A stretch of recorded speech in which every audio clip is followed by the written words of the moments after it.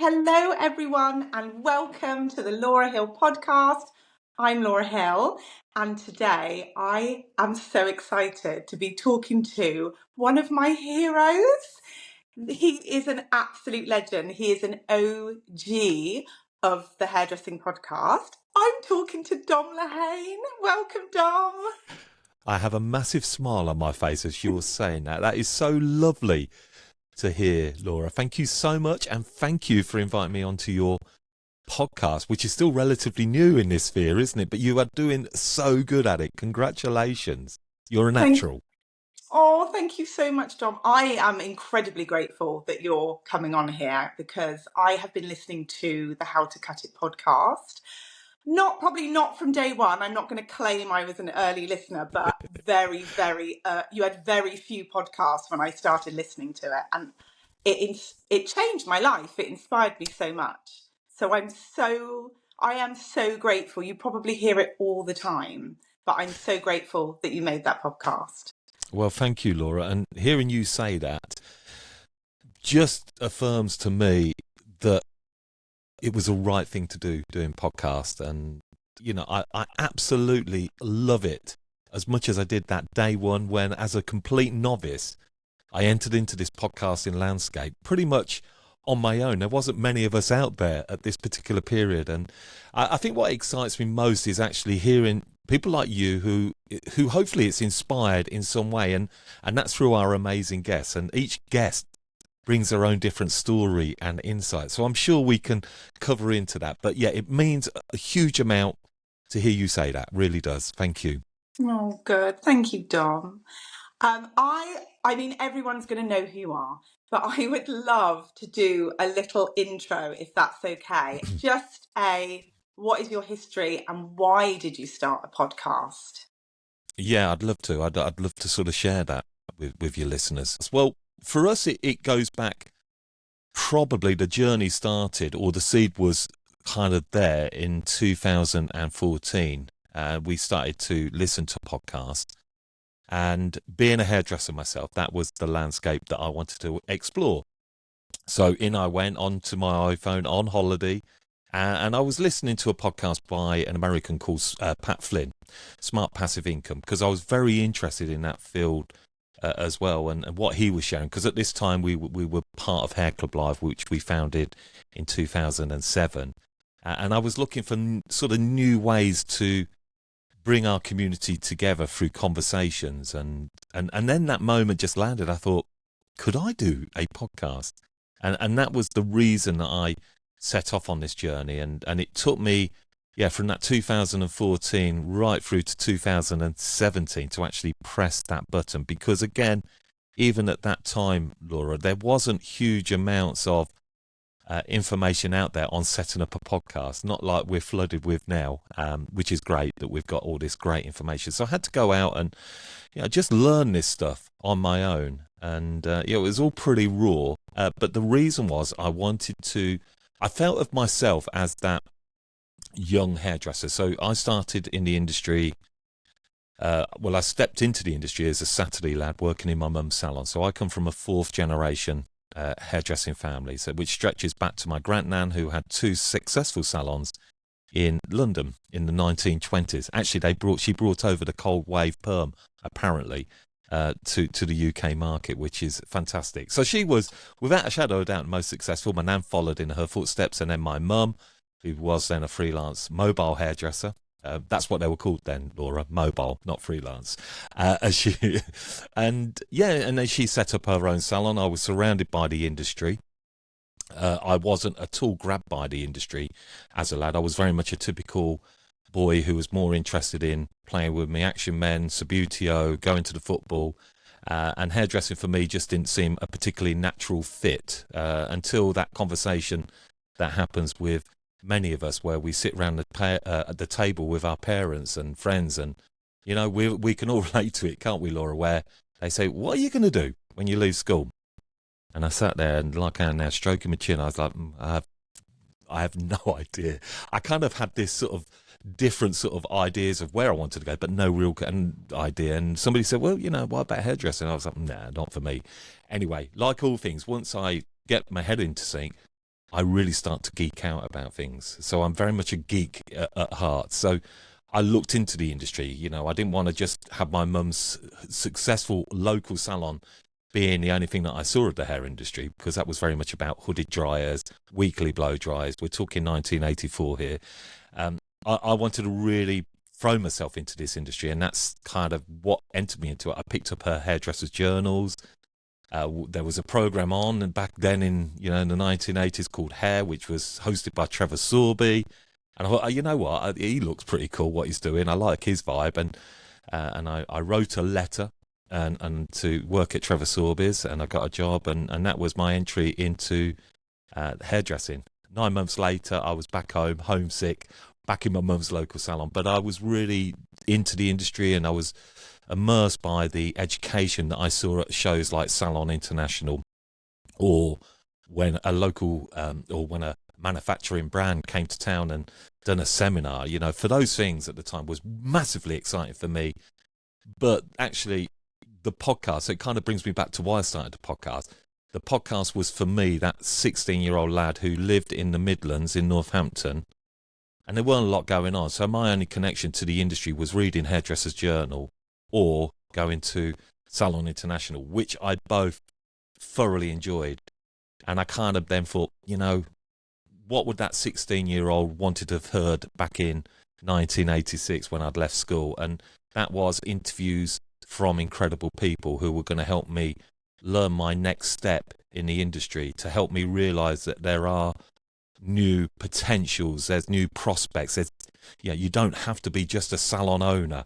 You don't have to just be a mobile hairdresser, as my mum was. And for me, that's why I started the podcast. It was all about career development. It's about helping hairdressers at whatever level that could be, Laura, whether that's a seasoned pro or whether it's a newbie. I think in this industry, we have to work hard to keep really passionate about what we do. Because, look, we all know bread and butter stuff is behind that chair. That's where the bucks come. Whether you're a salon owner, freelancer, that's where it comes. But I feel we run out of steam in the industry, and certainly we lose a lot of younger people, or maybe people 5, 6, 7 years into their career, who are just bored because they don't know of what is their next step in this industry. And that's why I wanted to do the podcast, to help people learn about the pathway and to get ignited by people like yourself who have really tightened down on what you do. And that's just super inspirational for people to hear. So that's why we started it. And that's why we called it How to Cut It in the Hairdressing Industry. So it was a play on words. It was going to be originally How to Make It in the Hairdressing Industry. But then, How to Cut It in the Hairdressing Industry came about. And the rest was history. We recorded that podcast 2017. I went solo in this studio, which has changed a lot since then. And we recorded, and it's still out there, episode number 1. It tells my story. And then the second one was my first interview, March 2017, with Tom Connell. And I have to say, it's still right up there as a real banger for me. It was just brilliant. Tom was so giving, and it's been just the most incredible journey, and it's lovely to be able to share that with people. That's amazing. Do you know, I've kind of figured out the How to Cut It was because all of the podcasts are to help people grow in the industry. However, when I was, how old was I? I'm not sure. I opened my own salon because of exactly what you're saying. So it was before you had the How to Cut It podcast. And I believed you trained, you became a stylist, you then became a creative director, and then the only way you could progress was to then own your salon. So I bought a salon. I can't remember what year it is. I'm trying to think, because it was your podcast that was one of the turning points of me realising I didn't want it anymore. But obviously it didn't exist when I got the salon, and I realised after a few years that I was really unhappy. And I was listening to your podcast at that point and thinking, I wish someone had told me this before. Yeah, well, that's just mega to hear you say that, Laura, because actually I was the same as you, that this is why I wanted to show people, look, there are so many avenues that you can go. Uh, but we are forced down this step of, not forced, we certainly were, that was our prospect, wasn't it? That was our pathway. You become a hairdresser, you become a stylist, you maybe manage your salon if you're in a big team, that you maybe could think about becoming an artistic director. What else could I do? I could be a mobile hairdresser, because we weren't talking about, collaborative spaces back then. Or I could open up my own salon. Well, I'm opening up my own salon. That's how I'm going to earn lots of money. That's how I'm going to earn the income that I feel I should be earning. If only we felt, if only that was the way. And that's why so many of us fall into becoming salon owners, which is fantastic.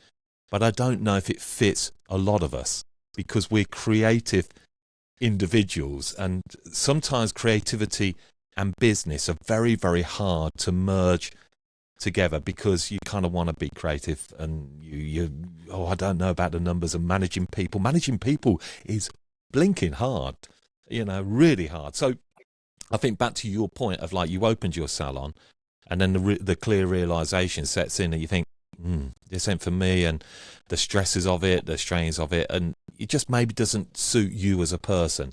So what is your next, Laura? That's kind of always my thing. What is your next step? How are you going to pivot in this industry? And that is probably what I'm all about at heart.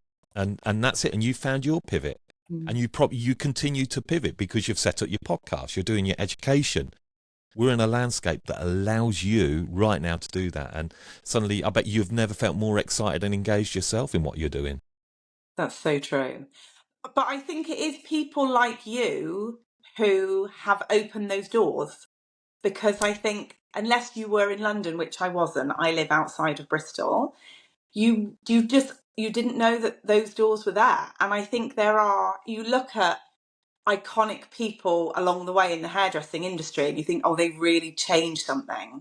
And I think the fact that you've taken conversations that are probably quite not elite, that's not the word, like behind closed doors, that the conversations you have with people like Trevor Sorbet, Sophia Hilton, like normal people can't have those conversations. Normal people can't get their wisdom, and you've got it and you've given it to people for free. That, I feel like that's amazing. You're giving lovely. people access.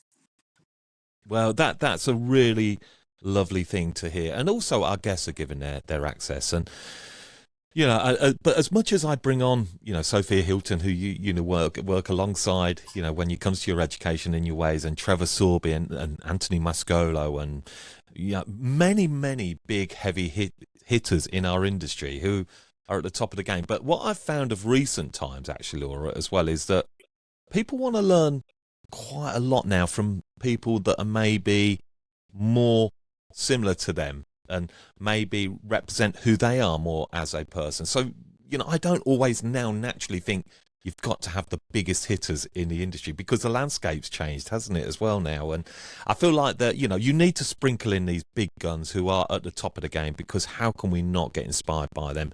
They've been there, done it, but equally we must make sure that we never lose sight of people that are similar to us who are making it, because that makes it more real, doesn't it? That makes it more achievable, because I feel like if you only interview people at the very top of the game, yes, it's achievable, but they're the rock stars, aren't they? They're but there's lots of successful bands below those rock stars who are doing some really good things. So I think we've got to make sure we continue to bring their stories and to help elevate them to become the next leaders in our industry, the next thought leaders. And that could be people like yourself, Laura, who is coming up through the ranks and sharing what you do. So I'm just a conduit. That's effectively what I am. I'm a conduit who just connects people. That's, again, community builder.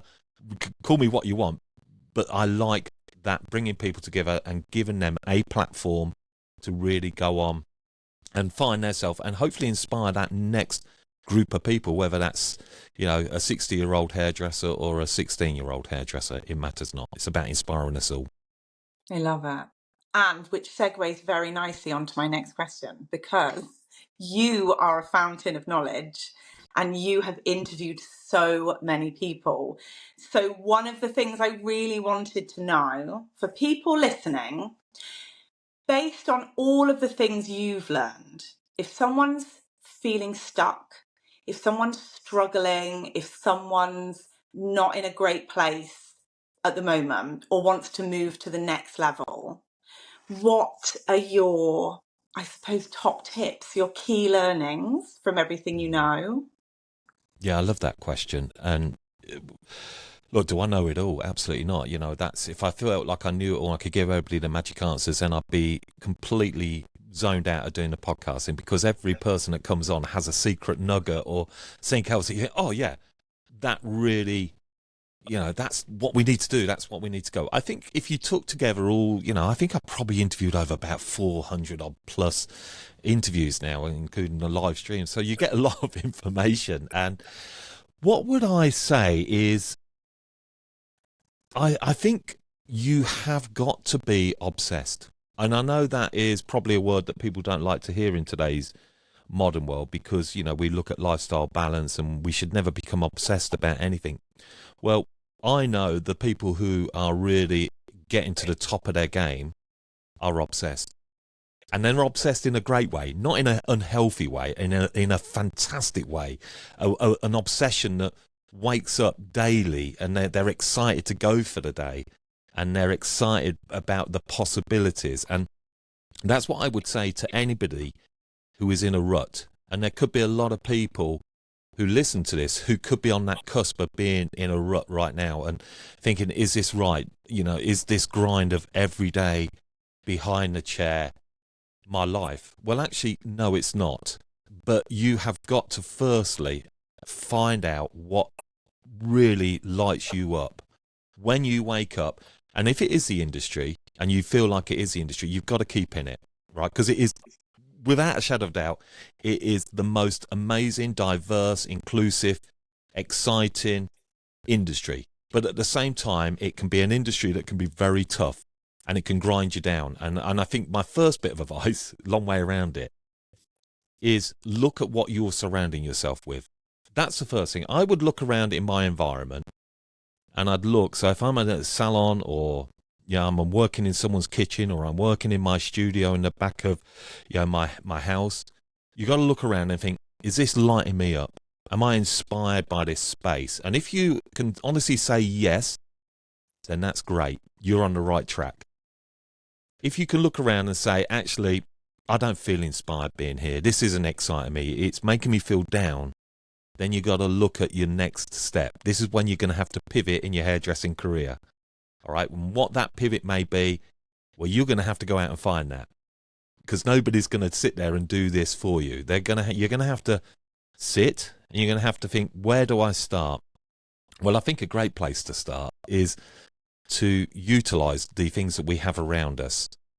And we all know what that is. That's social, that's podcasts, that's content on YouTube, Facebook, Instagram, Reels, AI. Yeah, AI is a great help now. Believe me, there are ways of using AI now that can really help you find out what you are. But look at what is you. Who are you as a passion? And I hope I'm not going on a too much of a different sort of pathway here, Laura, because it's important. And I think it's important, what I've learned from all my guests is, what is it that is you?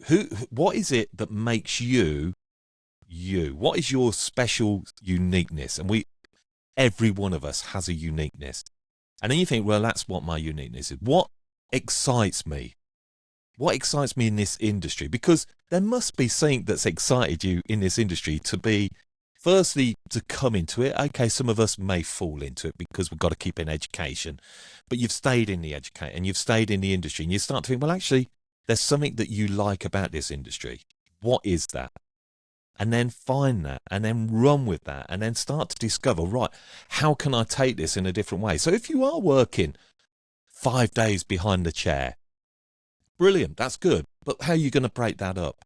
How are you going to give yourself some different avenues to go in? Don't always go for this obvious that you've got to open up a salon, right? Because it's great, but I think it's really tough now to be a salon owner. And I don't think we're short of salons in the UK and Ireland and around the world. I think there's a lot of us. But I think, how can we offer value? How can we do something different and unique? And that's just going to make you fall in love with what you do. And then I think once you've found that and once you've discovered it, and however long that's taken to explore, then go out and really, really learn it. I was listening to your podcast with Jez, and you and Jez had a great conversation. Recommend that people go and listen to that. And, I know Jez extremely well as well. And, we're both passionate about the industry. But you were talking about finding that niche, and Jez talked about, if you have a salon, have specialists in that, and, rather than just be one specialist salon, but just have lots of different people. And I think that's a really good point. What he said is, just go and learn it really well. So if you want to learn how to do, coily hair, then go and learn how to do that for the next 6 months. Invest your time into that, in that point where you're becoming bored and you start to think, actually, I'm really sparking up with this. And then, 6 months, 9 months down the line, right, I feel really good in this. Now I'm going to go and do some colour work, and I want to understand how to become really good at colouring. And then go off and before you know it, you're building up these layers over years. And everybody always thinks 10 years is ages away. 10 years will fly by, right? You imagine what you could pick up in 10 years of picking up knowledge. It'll keep you excited, because that is the art of keeping you connected. Learning something new. We all love it because it's good for our brain. It's good for our development as people. We become enriched and we have more to give because we're learning. So keep learning. Honestly, I'm all over this topic and I could carry on forever on it. But that's look, cut a long story short, learn and feel obsessed. I love that. Oh my gosh, Dom, I love that. That's so good. That's so true. I think I've just picked up a book called The Artist's Way, and it was recommended by one of my clients. And it's just a £20 book off of Amazon. And it is a 12-week course in discovering what you love and your creativity. And I think hairdressing is a really creative industry, but a lot of people in hairdressing don't feel very creative. And No, I think it absolutely, Lord, they don't, right? They don't. But if you said to me, what is our industry most linked to, right? If you could say there's two other industries that the hair industry is closely aligned with, I would go as a guess to say the catering, hospitality, food industry. So chefs. I think chefs and hairdressers are very similar people. And if I look at chefs, a lot of the top of game are hugely geeked out about it. They are so passionate about cooking food, and because quite often they'll find their little niches in it, won't they? You watch Saturday Morning Kitchen, which I'm sad because I'm old and I sometimes watch that with James Martin or whatever his name is. And I listen to them all around the table talking about their passion about food. We as hairdressers are not too dissimilar to them. We work similar. Our working hours are similar. It's hard work. Very, very similar. And the other one that I think is very similar is the music industry. I think we're very similar to the music industry. I kind of look at us hairstylists, hair colorists, barbers as, we're the musicians. As some of us are in a band, some of us are part of a record label. When we do a collection, we're releasing our new album. And they like to be on stage and they like to perform. I think those two are really, really similar for our industries. And I feel like sometimes we have to look at what they're doing to actually bring that back into our industry. And that can really help get us excited too. And I think it's just, and look outside the industry like you done with your book, Laura. You kind of looked at that and you thought, hey, this is wicked. Yeah, I love that. If I was going to pick two, I don't think I would have picked those, but the way you explain it makes so much sense. And I think what would you have picked? I probably would have the obvious, which is the makeup artists and the beauty industry. And I probably wouldn't have picked one that is customer facing. I probably would have picked something like artists, sculptures, something like that. I think that's really interesting, because people will sometimes say to us, Laura, that they'll say, "Oh, you're a real artist," and I actually challenged that, because I'm not so sure I think colouring is much more of an artistic approach to hair because we're working with palettes, aren't we? We're working with creativity in a different way to cutting. I think cutting is very craft-like, so I feel like cutting is craft, colouring is more artistic. But it brings us back to everyday commercial wearing hair is not necessarily the most artistic. I don't feel like we're always being artistic because artistic is about creating new, isn't it? For me, it's about creating something that maybe hasn't been done. Where I feel like a lot of what we do on a daily commercial basis is kind of stuff we know. It's not creating new. And maybe sometimes in the industry, I think we have to learn that. I think we're very good at saying we're artistic, and I feel sometimes we become a bit pompous and a bit, in saying that. I'm not so sure we are always an artistic industry. I feel like there is in avant-garde, that is an art, but I feel like there's a lot of it which is very much commercial sense, very much about craft, and but I hear what you say, and I hear what you say about the beauty industry. I think the beauty and hair industry are almost aligned anyway, aren't we, in similarities in itself. But it's a topic. I'd love to know what people think to that. Do they agree or disagree? I mean, that'd be an interesting one to hear, on your Instagram. I'm going to put that as an Instagram post now. Now you've said it, I think artist, musician and chef are actually really, really good. I love that. I would be really interested to know what people think. Well, musicians teach musicians how to play music.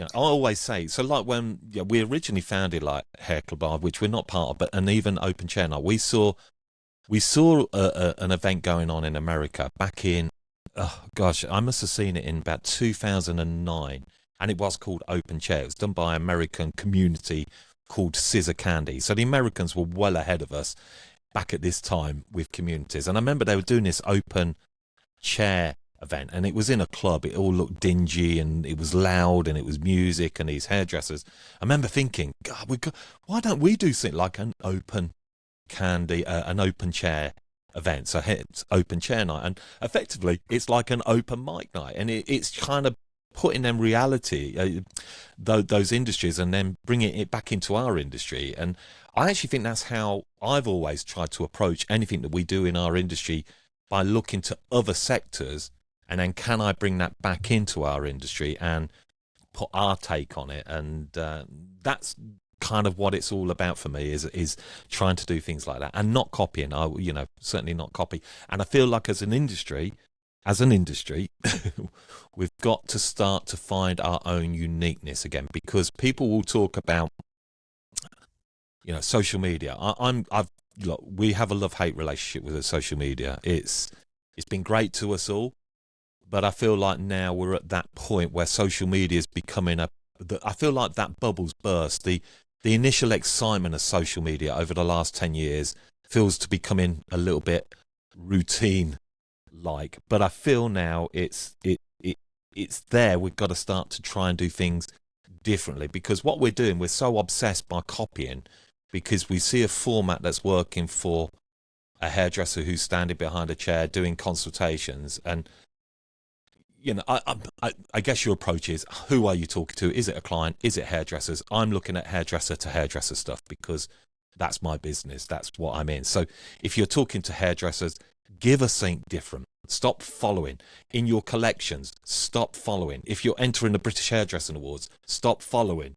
Even if you're not successful, just try and do something different. And by being different, could be that little bit of a mark for you to go to that next step. Because Vidal Sassoon, Trevor Sorby, Eugene Solomon, Anthony Muscolo, Sophia Hilton, all these leaders in our industry over the years have gone and done something different, and they haven't followed. So that's another big tip, I think, is just be unique. And how are you going to be unique?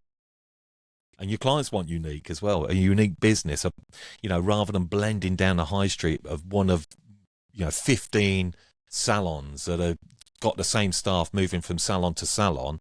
What's going to make yours stand out? And the ones that are successful are the ones that really go about their business in doing something different, but what people want.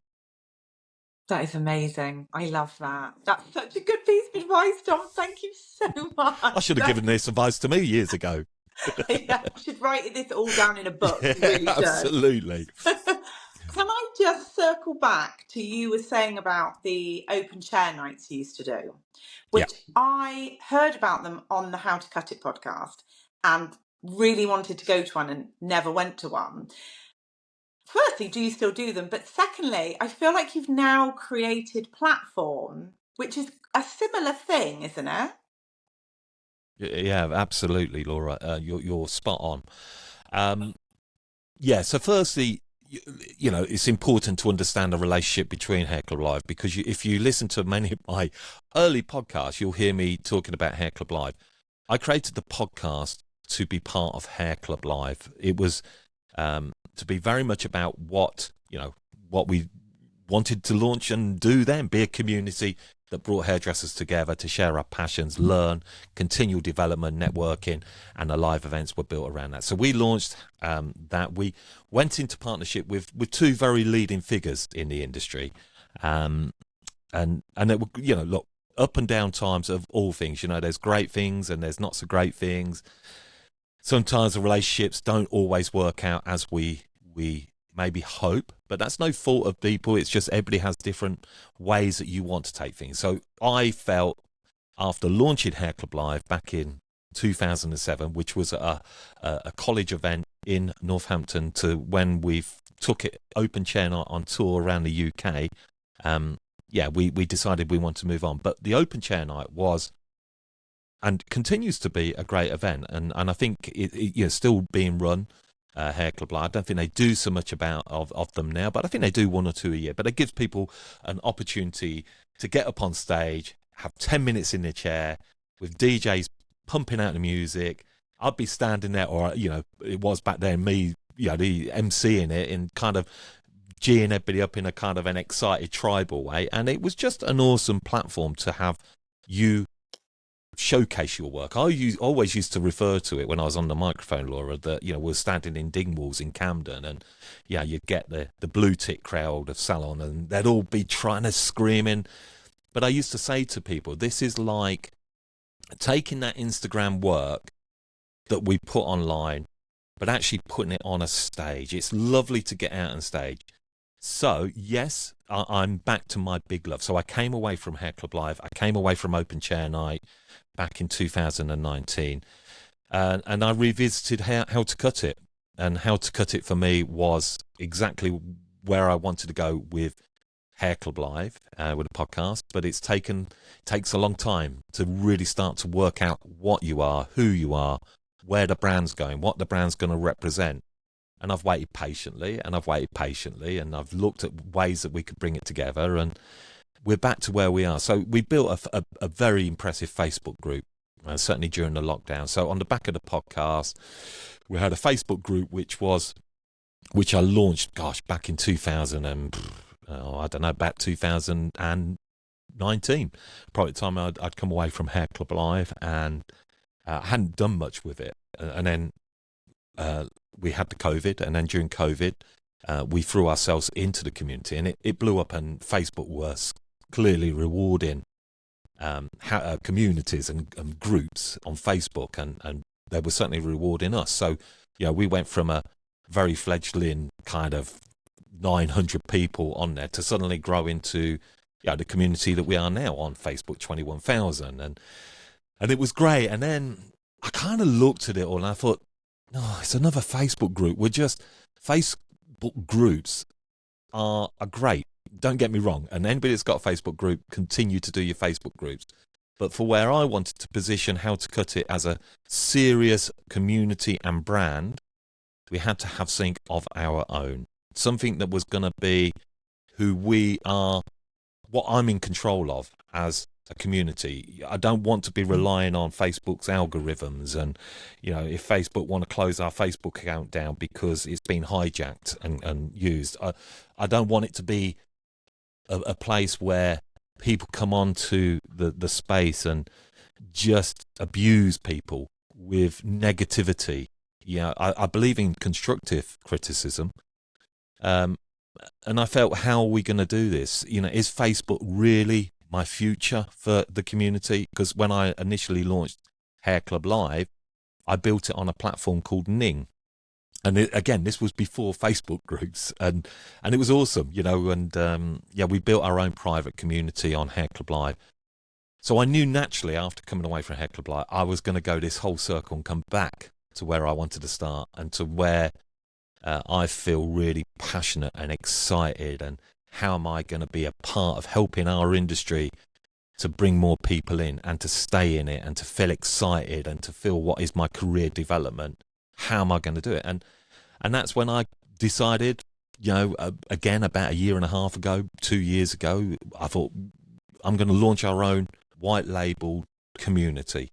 So that became How to Cut It platform, which we launched on our own Circle software, using Circle software, and I had to learn a lot about it, how to utilize it. And it's been a very soft launch. And you know yourself, Laura, you've come in and you're part of our live events at Salon International, and it's taken, I've got to be completely honest, it's taken me until the last few weeks that I'm really starting to work out what we are and who we are and how this is going to really grow up into becoming the special thing that I believe it will do. And that was when, I felt, look, this is where I want to go again, and I want to run and I want to sprint, but we're building platform live because we have now changed the dynamics and the name, so we've now become Platform Live. So How to Cut It Platform Live is our main hub, and I think over the next 6 months I will be coming more and more away from the How to Cut It Facebook group, which people will say you are utterly mad to do because I have 21,000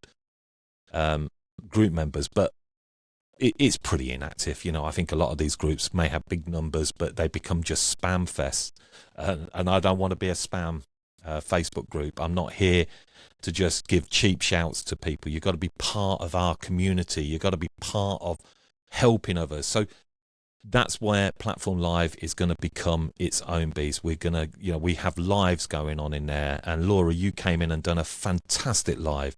You're a mentor. I want people to be mentored by people like you, because you are those people that are going to help them go on to great things. And also, so by us giving you that platform, okay, it's relatively small at that point, but even so, giving people that platform like you, I want them to think, I love Laura Hill, I love what she's doing, and I want them to go and connect with you.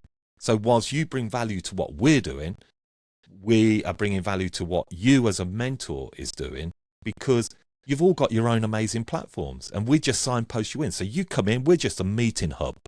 We're the meeting hub where you connect and where we learn. But most of all, we thrive, and that thrive is going to come through our online connections, live streams, sharing, come to our town halls. But now what we're going to start to do over the next few months is start to have regular events. And I've got it been bubbling away. It's going to be called Share Together. I'll reveal it with you right now. And Share Together is going to be small pop-up events where I'm going to have speakers.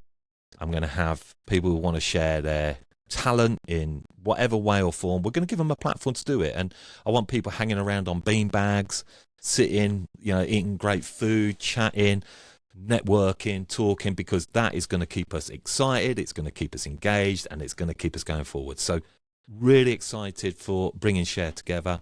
We'll be announcing it over the next couple of months on where our pop-up event's going to be. And we're not going to go big and mainstream. We may do.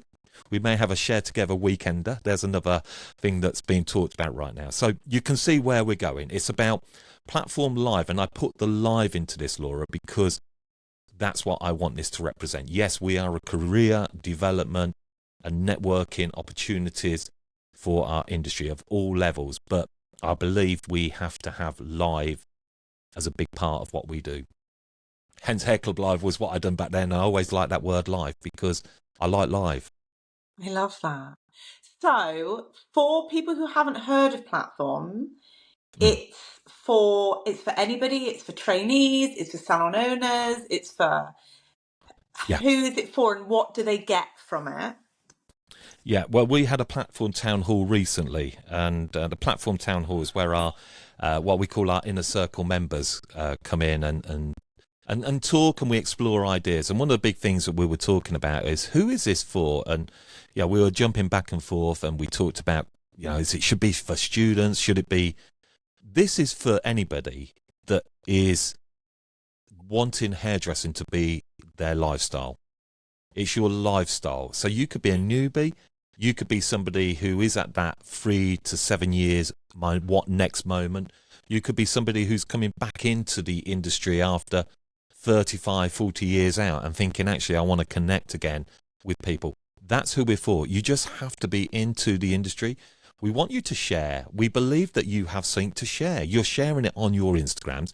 Come and share it with a community. We're going to be doing something called Rock Up and Share on there very soon, which allows our members to come along, showcase their work, their images, and have us talk about it in a nice, constructive, critique way, because I believe that's what helps. So that's who it's for. The biggest battle that I've had, Laura, is how do we monetize this? Because it takes a lot of hours, and it costs us as a company money to put this on, and it's not cheap in putting it on. However, I felt to really maximize this, it's about giving this access free to our industry, and by doing that then brings along other opportunities, because I think brands want to then associate with what we are doing, and let's get the brands to buy into it. They can pay for this because they take enough from the industry. So that's how we do it. We do have a premium one that I've gone on there, which is called Inner Circle. And that's £60, and that inner circle are people that just want to come and hang out with me and our other members, and we are the think tank of this. So we just have some exclusive stuff that's going on, but predominantly you'll get everything inside Platform Live for free now, and it's super easy to come and join. Just come and join. Name, email, password, and you are in. You put your profile in there, all your links, and you can come in. You've got spaces for you to share your hair cutting, colouring, curly, coily hair, hair care. You name it, we have it all, and it's going to be evolving and growing. But the big beat of this is our live stream. So on the day of recording this, where are we? April the 9th, 2024. We're having a live with Heather Robinson, who's coming in, and she's going to be showcasing some cool bohemian updos, and that's what you're getting inside Platform. This is going to be a beast. And like a lot of things, Laura, when we started the podcast, people were like, what's a podcast? What do we need? Well, here we are, 7 years later, and we're there isn't a show that goes by or something that I listen to where people say, oh, we've got a new podcast out there. So I feel like we're in the same scope right now. People are thinking, why do we need this? Do we need this? We've got Instagram, TikTok, and we have, but they're burning out for me. We need serious content and connections, and that's what we're all about. And you could put in as much or as little as you want being a member. It's down to you. But we're putting this space for you for free. And if you want it to grow, then we all need you to become part of it. And if you want to grow, you need to become part of it. Oh my gosh, Dom, I feel like that circles all the way back round to the first question I asked you, where I asked if people are feeling stuck, what do they need to do? And they need to join Platform. That's what they need to do. That massively. You're not joining another Facebook group. You are joining a lifestyle for hairstylists, colorists, industry people, people that are just passionate. You are joining something that is going to start to light you up. But what you're joining is something new. We are so new right now. And you may be in that point 10 years down the line, you could say, I was one of those early, members. And as the landscape changes, because here we are now, in 10 years' time, I'd be very interested to hear how we're discussing. What's it looking like? Is VR a big part of how we learn? Is the metaverse? I'm pretty confident in 2034, that's the kind of conversations we'll be having. But I think Platform Live will grow with how the times change, because that's what I'm always looking to. Yeah.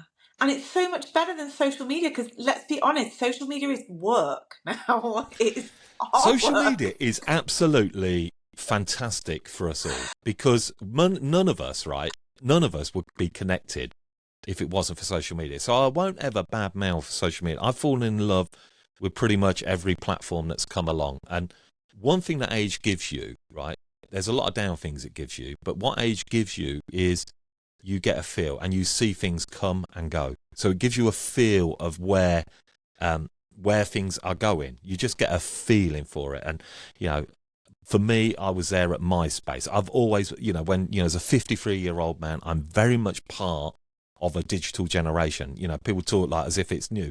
Yeah, I'm learning from the newbies now, the young cool, and how they're doing things, because they're doing it amazing. But they probably have more time to create that sometimes. But that's another conversation. However, so from seeing MySpace, which then went to Facebook, and I remember every hairdresser back then saying, "Oh, I'm not going on Facebook." It blew up Facebook.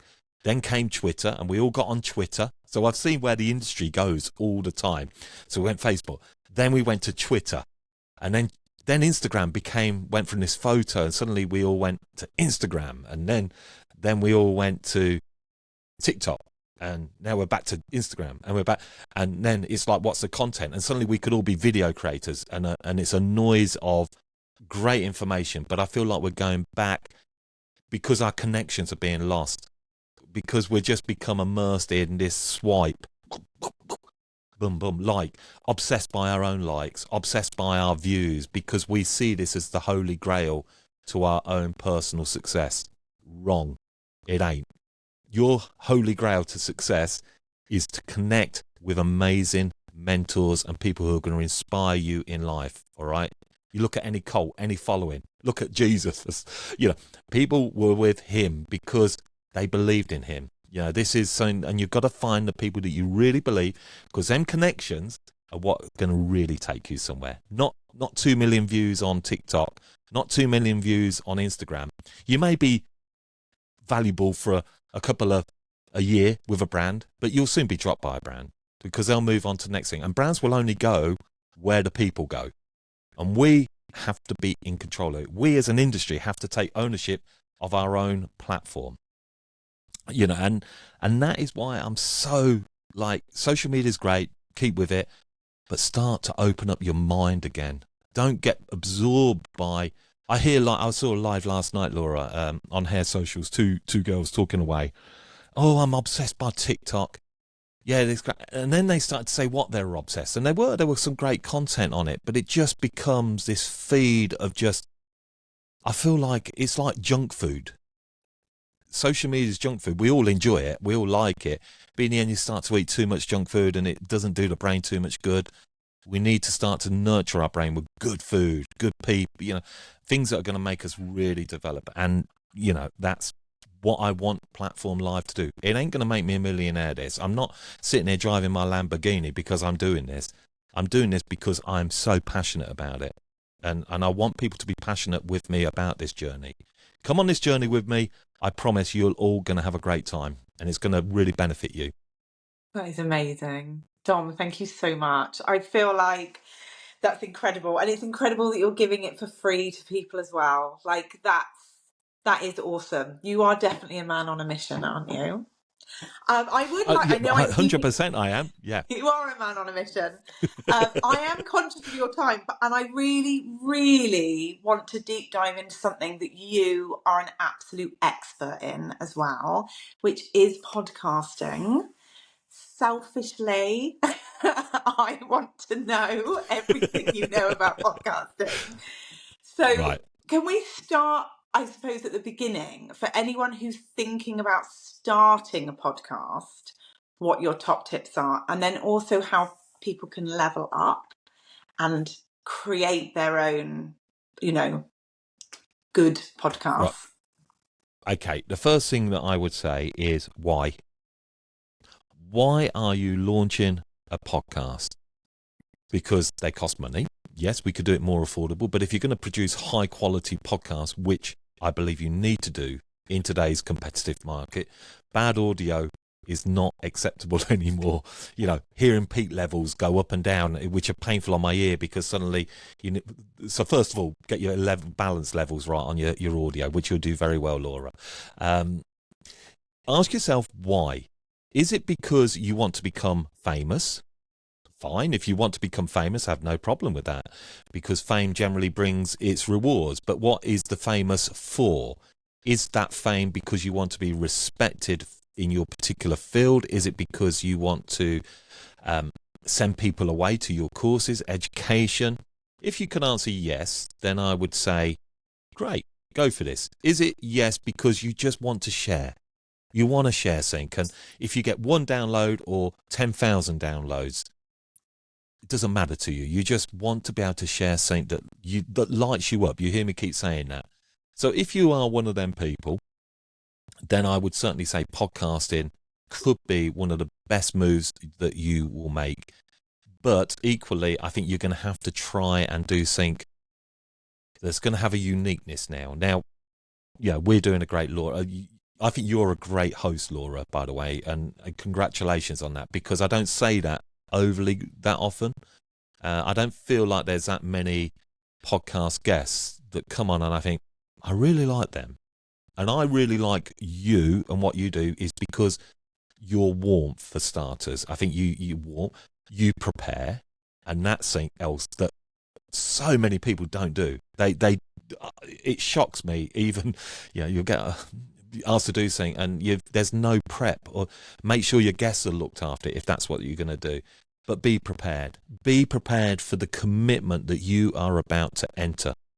Because if you start a podcast, I've seen loads of podcasts, and then clearly what happens, people, 4, 5, 6 episodes in, 7 episodes in, are probably looking at the download numbers thinking, these aren't very good. And they just give up hope. They're not interested because they can get 1 million views on, meaningless views, by the way, on TikTok. But I think what I would do is don't look at that, but what's going to make people come and listen to your podcast opposed to other people. And people will people warm to the host. That's the starters. People like you. People hopefully like me. They can hear you being generous. So I think if you've got all those things and you're passionate about it, and there's going to be something that you feel like, could you still do this in 10 years' time, regardless of downloads, regardless of if it's earned you money or not. That's the other thing. Everybody thinks they're going to launch a podcast and earn lots of money. There ain't much money in podcasts until you get to the top of the game. You ain't going to suddenly get big advertisers come in and suddenly say, we're going to do sponsor your show for £1 million per year. Unless you're a massive celebrity in this world, it ain't going to happen. But find your niche, find your expertise, and don't let it stop you. That's what I would definitely say. Once you've got all those and you really feel it's, and somebody asked me this, Laura, they said to me, should I start a podcast? And I said all these things to them, and I said, yeah. And then I sort of went through, are you prepared to go and source your guests? Are you prepared to edit or outsource it to someone who's going to pay to get to do that? Are you going to write all your social content? Are you going to sit down and have not just an hour talking to the guests, you've got the prep before, after, all these things, and then you're going to continue to do that every week. And by the end of that conversation with me, they said no. It wasn't because I wanted to put them off. I just think you've got to understand what you are entering into, and you have to be consistent. I've started a news podcast. However, I was consistent with it, cut to the news, but I wasn't in love with it. So I've decided, I've tried it. It's not for me. Stick to my path. Stick to what I really, really excites me. So that's what I would say. I say it in such a long way, don't I? No, but I love that. That is the realities of it. Because like I said to you, so the reason I started a podcast is because I listened to all these podcasts and I thought, I really want to talk to these people. I want to know what they know and I want to pick their brains. And that will carry me on till I'm 100, I think. Because there's always someone that I want to know what they know. Think that's and you get that in your questions, Laura, because I've listened to your podcast, and even now I really enjoy talking to you. And and why I enjoy talking to you, and this is a key to it, right? You actually haven't said huge amounts. You've just let me run with me, and what that tells me is, this is lovely for me, by the way. This is great for me to be on this side. I've been on quite a lot of podcasts, but actually having that opportunity to really depth in to what you're passionate and want is really important. And that's where the podcast host has to have that hidden talent or skill to allow guests to feel open and comfortable to talk. And you have that talent to do it because you let people talk. And the one other thing that you do really well, sorry, it's like I'm critiquing you, not in the most nice, because I have lots of faults. I hear myself all the time, but you do one thing that I really like, And you know what that is? Go on. You don't sit there going, yeah, yeah, yeah. You just remain silent and you let people talk. That is so good. Because I find that so annoying in podcasts. So they hear, yeah, yeah, yeah, yeah, yeah, yeah, yeah. You just let people talk. And that is really good hosting skills. So congratulations. Oh, thank you so much, Dom. Thank you. Yeah, it is interesting. It's interesting. I want to know more about all the behind the scenes stuff as well, because that is, like I said to you earlier before we started this, that is something I have been struggling with. But it does circle back round to what you said at the beginning about being obsessed, because I really do believe that being passionate about something, you don't need that when things are going well. You need your passion and your obsession when things are going hard and when you're struggling. It's what picks you up off the floor. So one of the things that surprised me that I didn't realise was all the editing and the behind the scenes stuff. So what's your advice for me on that? So are you doing all your own editing, Laura? Yeah. Congratulations, because I believe you don't need to, but I think it's important that you do. A lot of people outsource it, and if you're going to outsource it, then come to How to Cut It Network, because we could do that for you there. That's part of what we do as a service. And the reason I actually say that is you need hairdressers, if it's a hairdressing industry show, to actually listen and to understand the conversations that are going on. Because I hear a lot of editors going, they have no idea of the industry. But I think by learning yourself and being able to do that, and what we're using, Audacity, GarageBand, what are you using to edit in? I'm only using Riverside, which is the platform we're recording on. That's Yeah, all. of course. I kind of forget now because Riverside allows you to do all the editing in there. So again, just for our listeners, Riverside, really affordable. It connects you in high quality video, audio. We've been using it now for about 2.5 years, probably longer than that now, actually. We used to all in Skype. So having this sort of facilities is just incredible. Yeah, look, you do that, and you've the hard bit with editing is actually to sit down and to have that time to do it. And actually, what should you keep in? What should you take out? And I believe, people say you shouldn't do much, but there are times you have to edit stuff out because, like me, I'm talking a lot. Are people going to retain that information all the way through? And some people may. I don't think we should ever worry about how long a podcast runs for, because if it keeps people hooked in. But you have to, suddenly I've got a gap, and me and you, where my battery was going flat, I had to quickly say, I've got to plug it. You've got to take those bits out because they don't sound good. We have to make things sleek. So, yeah, give yourself that time. And that's only one step. And then you've got to go and upload it to your podcast host, haven't you? So I don't know what you use. Libsyn, what do you use? So Riverside gives you the option to upload it to Spotify.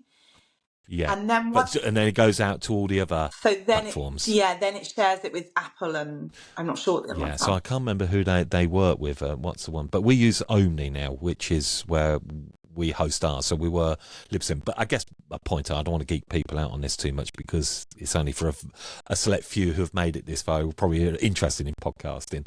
But yeah, it's a lot of time, and it's a lot of time setting yourself up, and you've got to invest in over time. A lot of my gear, I'm only on my webcam currently used today, but usually I've got my camera, a nice camera, and I'll set up, and all my backdrop, and my mics, and my roadcaster, and all my different leads have all been a big part of my investment. So when I've worked with brands and I do branded content and we do promoted content for brands, that's where my business model came with all of this. So you've got to be prepared for that reality of it, and then it's trying to get people out there in and to hear it. That's probably the biggest battle, because as great as podcasts are, Laura, we all like to think that we're going to get thousands of thousands. I think sometimes we can look at our stats, and if you talk to most podcasters who are not big celebrities, they can seem quite disappointing. I've only had 25 downloads to this. Don't let that worry you if that's the case, all right? Because I think we all have it, and there's a lot of podcasts out there. What you want to make sure is that the 25 people that do continue to listen just love what they hear. And then if they do, they'll keep coming back. So That's the thing. It's like if it's going to cost you time and money, you're going to have to be a realist that you are not going to be a rock and roll superstar. Where everybody's going to suddenly go to it because you are a name. And I've seen that with the biggest hitters in our industry, and we host one for someone you know very well. And as bigger names as they are, they don't all come flooding because it's that name. It's a very different area, podcast, to social media. Yeah, that is really true, actually. That is really true. Can I just ask, because you've mentioned it very, very quickly, the network that you have that will Mm. do it for me? I did not know you have that. Right, I'm really excited to share this actually, Laura, because a big part of what our other model is. So, How to Cut It Network is what has evolved. So, people say to me, "What is How to Cut It?" And like all of us, sometimes you never quite know what your business is as such. But How to Cut It Network in the hairdressing industry, if you want to refer, is a network for hair professionals that's about career development and it's about giving people network. And what I feel is a big part of our network is live streams, our own community, and podcasts. Some of the and live events. Podcasts are the big thing. So as we speak, any week or two now, we will be launching our brand new website. Now, we currently have Sophia Hilton. We have a podcast in there. She only done 5, but yeah, it was good for us to try out. We have the Cuts and New. We have that. I'm in discussions with 3 other people that I'm huge fans of who want to launch podcasts on different spheres, and I really like. And we are going to then start to, one, edit their podcast in an affordable way, but then we host that within our own community. So let's say, for example, you are somebody who's thinking of doing a podcast. You think, well, actually, I do, but I could do with getting this out and promoted a bit more. I want to bring people together on our website and maybe in an app very soon, where it becomes the one source of leading hair industry podcasts. So I would probably like to have maybe 10 podcasts on slightly different angles, and then it belongs to you, but we're part of our label. So you become part, Laura Hill becomes part of the How to Cut It network. And we will then shout out about your podcast because we are proud to host it, because you represent the values of what we do. So we can do as much as you may just say, can you just host it for us? And I'll pay XYZ for that privilege once a year. If we feel it's the right fit, you may say, can you edit it? Yes, we can do that for you. So that's where our network is going. And if anybody is interested in bringing a creative podcast suggestion to myself, then do that, because we believe by having our network and being able to showcase it further afield. And we've done all right. We won Industry Podcast of the Year at the Hairbrained Awards, and we beat off the big Americans. So we kind of know what we're doing with this sphere now. And what I want now is to give that opportunity for other podcasters to get more listens. And because I believe then we will give you the connections with the brands, because it's great, but doing this free content, I don't do anything for free with a long-term vision of that. I want to do things that pay me for my passion, right? And I have no hardship in saying that, because you do hair, but you don't do hair for free. You do education, but you don't do it for free. I do podcasts in a media, not to be a freebie, but I feel like, so I don't want to charge hairstylists. I said that about Platform Live, but it's like anything. If you want to have all this content, it's got to be monetized somewhere, and you don't charge for what you give in your lives. Now, yours could be that it leads people off to your education, but equally, we could get a brand to align and we can put that in there, and they'll say, and you, Laura Hill, will go to the brand and say, well, we're part of the How to Cut It network. Oh, well, we know how to cut. It gives a bit more kudos. So we're not just going to be in editing and here you go, and we're going to go deeper into this. So that's where we're going to go, and I want people to come to howtocutit.com to listen to some great industry podcasts with great guests and great great ideas and concepts on there.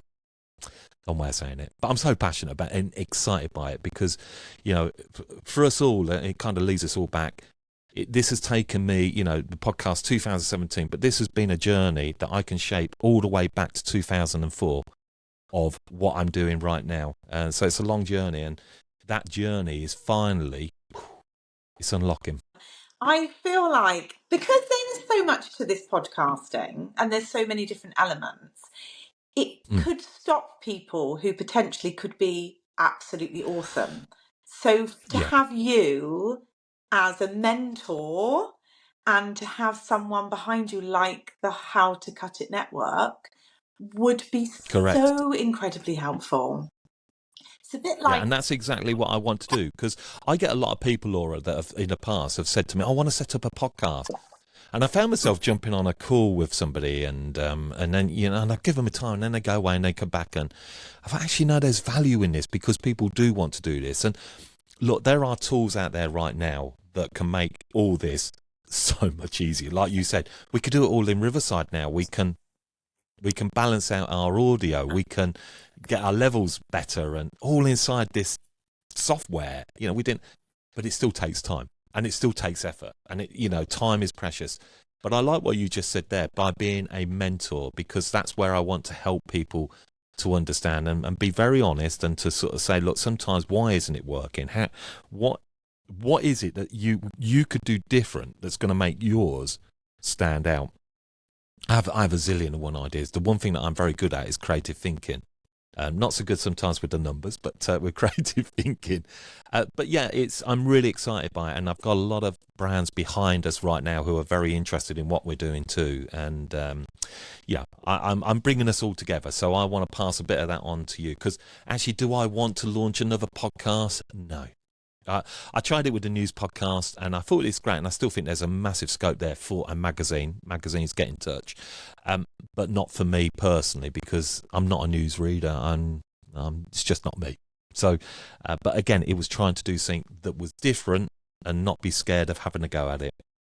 So yeah, if I could be here for you, Laura, then you only need to ask and have that conversation. And I appreciate. Look, we don't all sit on big, huge budgets. I'm not. I know a podcast producer charged a big hairdressing organisation a amount of money to do a podcast series. My jaw, literally, my chin, should I say, nearly hit the floor, or chins, nearly hit the floor. It was just insane. I was thinking, I don't want to put people off, but they have to appreciate you have to pay for that time, but not in a way that you think, oh my God, I can't do this. So, yeah. yeah. I mean, pricing is a huge thing in our industry, isn't it? And although, like for me, doing a podcast, I am putting this content out there for free. But like you said, it will then lead people to my education. And it will lead people, if they're not hairdressers, it might make them come and sit in my chair. So the payoff for me is, That's your wise. yeah, that's where the money comes from. I never had education, Laura. I never had an education that I've ever sold. There was never, okay, part of Hair Club Live was why I originally started the podcast, and it was like, could I get people more involved in the community? For me, it was about, in the end, it's like, well, where am I leading people with these podcasts? Well, I didn't know it, but it led me to work with brands and to create my own brand. But that hasn't been 6 months. Yeah. That's been 7+ many years, and I'm sure a lot more to come. Yeah. And I mean, being able to have access to you and all your knowledge for anyone who wants to be a podcaster, whether they're in this industry or not, that's such a huge leg up. That's a bit like having a dragon, isn't it, from Dragon's Den? Well, someone said to me, why don't I do a podcasting mentor course? And it seemed that I would love to do at some point, just to come in. Yeah, I'm not going to sit you how to edit, but I think maybe to explore ideas. And look, if there is anybody that does hear this and thinks, actually, I'd like to sit down and, have a little bit of a mentor session with a group of you, then maybe that's something, we could explore and to just help you in getting those building blocks to the next step for you, and maybe get you becoming an award-winning podcast, which would be lovely. That would be amazing. Thank you so much, Dom. Thank you. Thank you, Laura. I have one more question for you, if it's okay, because I Of course. love leaving people with a big sort of key learnings message. So what I would really like to know, based on all your experience up until now, if it all disappeared, if you had to do it all over again, but you get to keep all your knowledge, what would you do? If I had to do it all again, look, if I had to do it all again, I think I'd love to have found this field right on my leaving of school. I have to say, actually recognizing where my strengths really are, and what really, I say it all the time, what really lights me up. So I wouldn't go too dissimilar to what I'm doing right now. I would just continue to do it. I never have any regrets. There'll be things that I wish sometimes that I think, well, why did I make that decision? But them decisions become the making of us all, and there's never a problem in holding your hands up and saying I got that badly wrong. Or so I would just do that. I would make sure I pick the right people on that journey, is probably what I would suggest to anybody. I think sometimes with our keenness to get to where we want, we sometimes force things, and it forces us into maybe working alongside people that maybe aren't always naturally the right fit for you, but you are so keen to get there. So that would be things that I would certainly do different. But what I'm doing right now is, gosh, I'll do this to the day that I physically and mentally can't do it, because I love it. That's amazing. Thank you. I think that's a really good point, actually. I'm really big on mentors. And I do, like you say, about meeting the right people and finding the right people along the way. Because I believe, very cheeky, there is a massive return on investment with mentors. Because it's taken, like this conversation, it has taken you how many years to get to where you are? Anyone who's listening to this right now only has to give up 1 hour of their time, and they get loads of your key learnings that you've had along Thank the you. Yeah. way. Sometimes I never really think about this, but sometimes it's when you talk aloud, Laura, and again for those that are listening, and well done if you got this far listening to us, but listening is to actually talk about this, and sometimes having a mentor is like a coach. You don't need them always to fix the problems.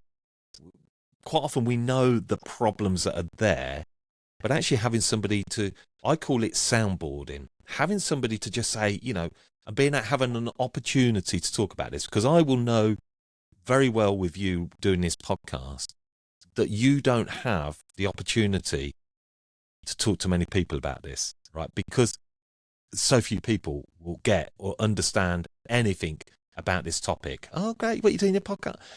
So actually having a mentor in the world of podcasting, I think is really, really important, because I would have a guess as well, you are loving it, podcasting, am I right? Yes, I love it. And you're probably thinking, where can I go with this podcasting? And having those and being able to talk about those moments when you look at your stats and you think, oh, they're not very good. Why aren't people leaving me reviews? Why aren't people doing that? I think having those opportunities to talk sometimes, and it's you can tell people how to edit, and but you could go and find that information on YouTube and everywhere else, and there's plenty of information out there how to YouTube and how to edit. But I think it's how to make it go from the next step and to keep really excited and engaged. But most importantly, to keep our listeners that are listening to this engaged, because they're the ones who will show up and. I guess in the end, if it's not growing after a period of time, then your energy starts to burn. It's not my stats are. Sometimes there was a golden period during the lockdown after. I mean, they were insane, the numbers. But as more podcasts have entered the market, that affects us all and all our numbers. So I think it's just making sure, having that mentor to keep you focused and on track is, I think, really important. Yeah.